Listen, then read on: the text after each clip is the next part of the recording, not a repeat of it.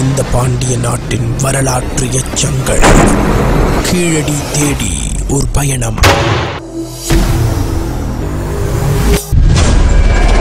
வரலாறு எழுதப்படாது, படைக்கப்படும். Radio city 91.9 கேட்டுட்டு இருக்கிறீங்க.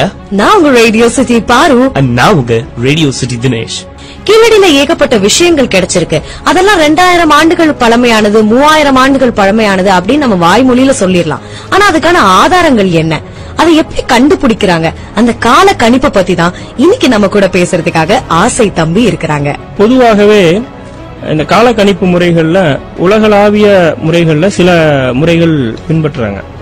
அதுல உறுதிப்படுத்தப்பட்ட முறைகள் அப்படின்னு நம்ம இந்த முறைகளை நம்ம அதுல முதலாவதாக இருக்கக்கூடியது ரேடியோ கார்பன் டேட்டிங், கரிம கால கணக்கீட்டு முறை. அதற்கு அப்புறம் நாம பொட்டாசியம் ஆர்கான் டேட்டிங் சொல்றோம், டென்ட்ரோ குரோனாலஜி மெத்தட் அப்படின்னு சொல்றோம், எலக்ட்ரான் ஸ்பின் மெத்தட் அப்படின்னு சொல்றோம், தெர்மோ லூமினன்சஸ் அப்படின்னு நம்ம சொல்றோம்.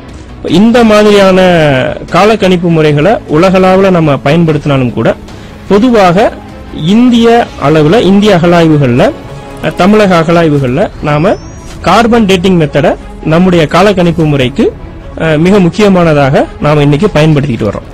மற்ற முறைகள் நாம அவ்வளவாக பயன்படுத்துறதுல கொஞ்சம் பின்தங்கி இருக்கிறோம். பொதுவாகவே அகலாய்வுகள்ல பல்வேறு முறைகள்ல காலக்கணிப்புகள் நிகழ்த்தினாலும் கூட ஒரு 4 வகைகளுக்குள்ளாக இந்த காலக்கணிப்பு முறைகள் எல்லாத்தையுமே நம்ம வகைப்படுத்திடலாம். புவியியல் அமைப்பு ஜியாலஜிக்கல் மெத்தட்ல, பிசிக்கல் மெத்தட்ல, கெமிக்கல் மெத்தட்ல, அதற்கப்புறம் பொட்டானிக்கல் மெத்தட், இப்படி ஒரு 4 வகையான பிரிவுகளுக்குள்ள நாம இந்த காலக்கணிப்பு முறைகளை எல்லாத்தையுமே நம்ம வகைப்படுத்திடலாம். பொதுவாக நம்ம ஒரு ஸ்டாட்டிகிராஃபி மெத்தட், நாம மண் அடுக்கு முறைகள் அப்படின்னு ஒரு விஷயத்தை வச்சிருக்கோம். இந்த மண் அடுக்கு முறைகள் தான் அடிப்படையில் கால கணிப்பு செய்வதற்காக நாம பயன்படுத்துகின்ற ஒரு உலகளாவிய முறை. இந்தியால எல்லா ஆர்கியாலஜிக்கல் சர்வேக்கும் பயன்படுத்துற முறை இந்த மண் அடுக்கு முறை தான். இப்போ நிறைய அகலாய்வுகள் தமிழகம் முழுவதும் நடந்துகிட்டு இருக்குன்னு நம்மளுக்கு தெரியும்.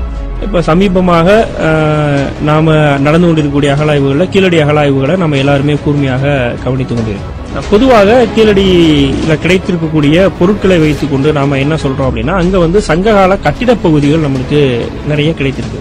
அப்ப சங்க காலத்தில் பயன்படுத்தப்பட்ட செங்கல்கள் அப்படின்னு சொல்லும் போது இது சங்க காலகட்டத்தை சார்ந்த 2500 ஆண்டுகளுக்கு முற்பட்ட காலகட்டத்தை சார்ந்ததாக இருக்கலாம் அப்படின்னு அங்க இருக்கக்கூடிய அந்த காலகட்டம் நம்பப்படுகிறது.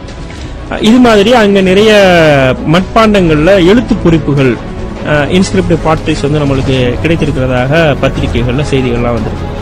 இந்த பாட்ரிஸினுடைய எழுத்துக்களை அமைப்புகளை வைத்துக்கொண்டு அவை பிராமி எழுத்துக்களாக இருக்குது.